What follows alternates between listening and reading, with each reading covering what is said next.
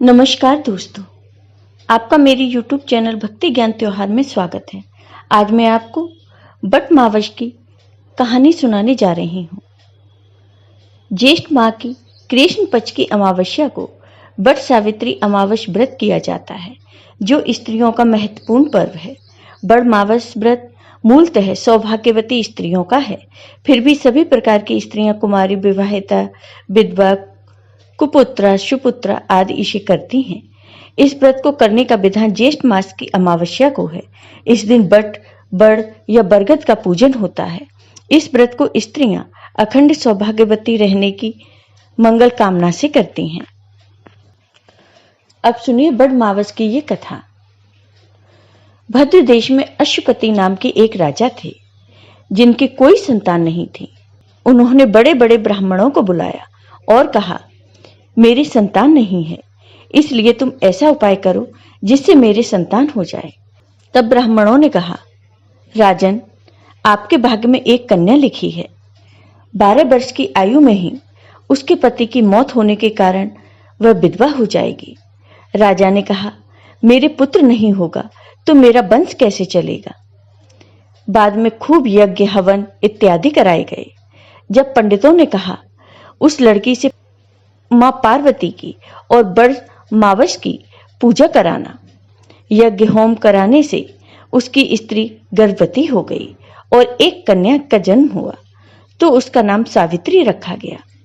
तब पंडितों ने उसकी जन्म पत्रिका देखकर कहा कि जिस दिन यह कन्या 12 वर्ष की होगी, उस दिन इसका विधवा होने का योग है, इसलिए इसे मां पार्वती जी और बड़ मावस की पूजा करवानी होगी।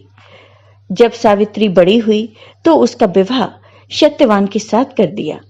सावित्री के सास ससुर अंधे थे, जिनकी वह बहुत सेवा किया करती थी, और सत्यवान जंगल से लकड़ी तोड़कर लाया करता था।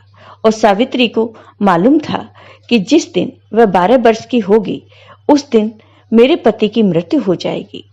जिस दिन वह 12 वर्ष की हुई, उसे पता था कि आज उसके पति की मृत्यु होगी, इसलिए उस दिन वह अपने पति से हाथ जोड़कर बोली कि आज मैं आपके साथ चलूंगी। तब सत्यवान बोला, तू मेरे साथ चलेगी तो मेरे अंधे माँ बाप की कौन सेवा करेगा। अगर वह कह दें तो मैं तुम्हें अपने साथ ले चलूंगा।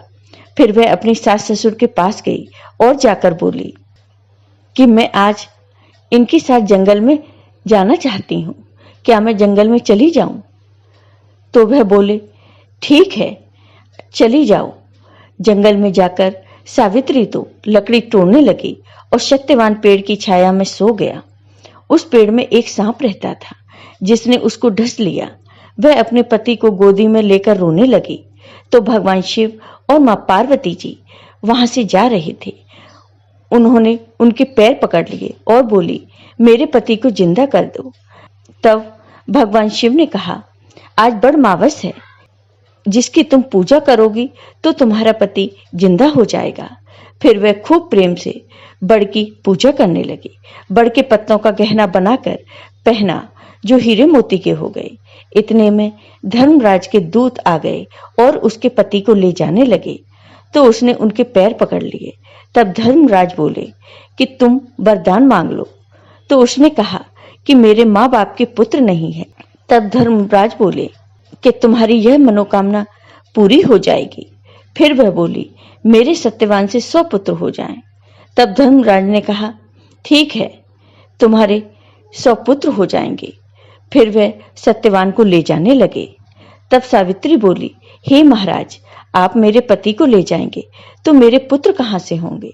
फिर धर्मराज बोले, हे सती, तेरा सुहाग तो नहीं था, परंतु बड़ मावस करने से और मां पार्वती जी की पूजा करने से तेरा पति जीवित हो जाएगा।